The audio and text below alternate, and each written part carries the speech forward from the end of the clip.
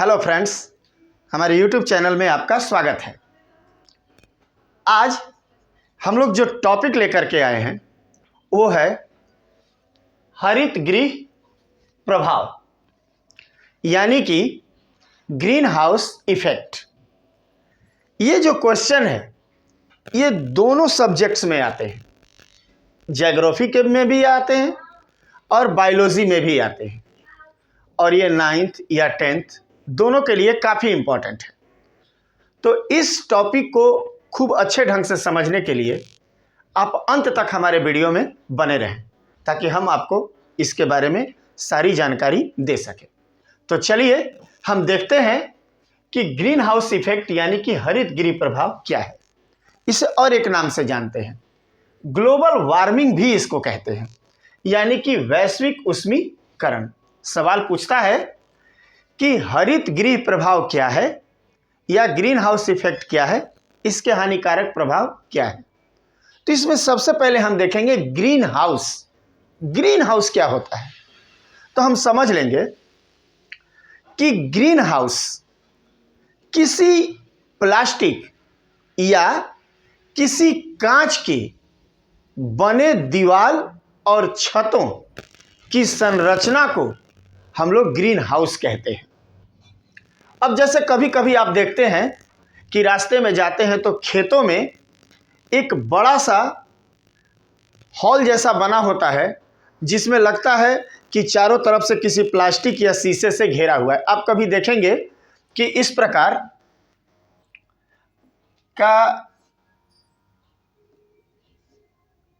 प्रकार ढका होता है और अंदर बहुत सारी फसलें, कोई पौधे लगे होते हैं। तो ये जो दोनों हिस्से होते हैं या तो प्लास्टिक के होते हैं या शीशे के होते हैं, दीवार और ये छत।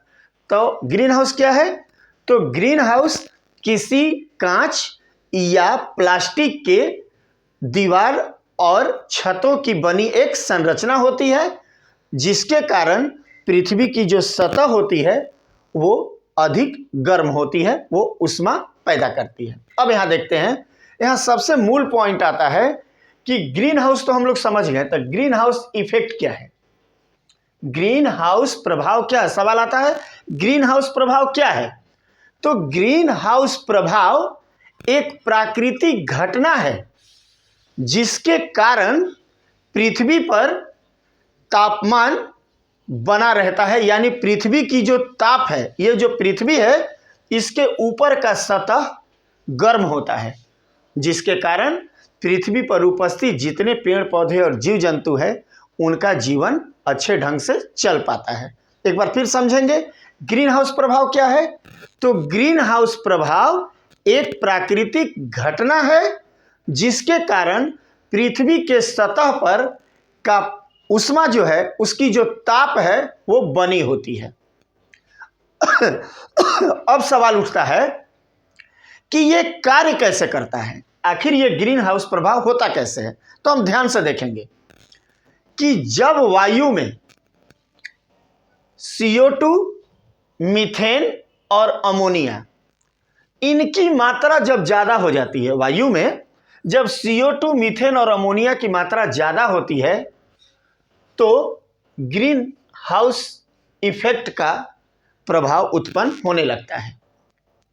अब इसमें देखेंगे कि जब वायु में CO2 की मात्रा अधिक हो जाती है, जैसे मान लीजिए जब पृथ्वी के ऊपर का यह सतह है और ये पूरे वायु से घिरा हुआ है, तो जब इस वायु में CO2 की मात्रा बढ़ेगी तो क्या होता है कि ये CO2 पृथ्वी के ऊपर एक आवरण बना देता है। अब ये हुआ पृथ्वी का सतह और इसके ऊपर एक आवरण बन गया कार्बन डाइऑक्साइड का। अब ये क्या करता है कि जब सूर्य द्वारा प्रकाश, गर्मी पृथ्वी पर पहुंचता है, अब यहां देखेंगे सूर्य द्वारा जो ये उष्मा, इसका जो प्रकाश है पृथ्वी पर पहुंचता है, तो पूरी जितनी भी पहुंचता है ये, उसका 20% भाग वातावरण द्वारा अवशोषित कर लिया जाता है और इसका 31% भाग जब यहाँ से ये टकराएगा तो यहाँ पर ऊष्मा बढ़ेगी और बढ़ने के बाद यहाँ से ये ऊष्मा परावर्तित होकर वायुमंडल में जाती है। तो ये 31% ऊष्मा अंतरिक्ष की ओर जाती है। लेकिन ये कार्बन डाइऑक्साइड का जो आवरण होता है ये इसे वायुमंडल में जाने नहीं देता है, ये रोक लेता है। जब ये देखेगा कि नीचे से ऊष्मा आ रहा है तो कहता है कि अरे भैया इधर कहाँ, रुक जाओ रुक जाओ, ये ब्रेक लगा देगा। अब ब्रेक लगाने के बाद बोलेगा कि भैया अब नहीं जाना है, वापस जाओ। बॉडीगार्ड के जैसा ये यहाँ पर खड़ा होता है। तो ई बेचारा करेगा का, अब यहाँ से ही जाने देवे नहीं करेगा, तो अब यहाँ से फिर बेचारा रूस करके सैड होकर अब यहाँ से वापस आएगा। नहीं होता है कि आप कहीं जाएं और आपको कोई अंदर कमरे में घुसने न दे तो मुंह लटका कर आदमी वापस चल आता है। तो इहो बेचारा क्या करेगा कि जब यहाँ से जाने में CO2 का जो आवरण है इसको रोकेगा, कहेगा कि नहीं जाना है, तो अब ये मुंह लटका करके वापस आएगा। वापस आकर के कहाँ आएगा? पृथ्वी पर। तो पहले से ऊष्मा है ये है, और यहाँ से जब ये वापस आएगा तो यहाँ पर क्या होगा कि तापमान जो है बढ़ जाएगा।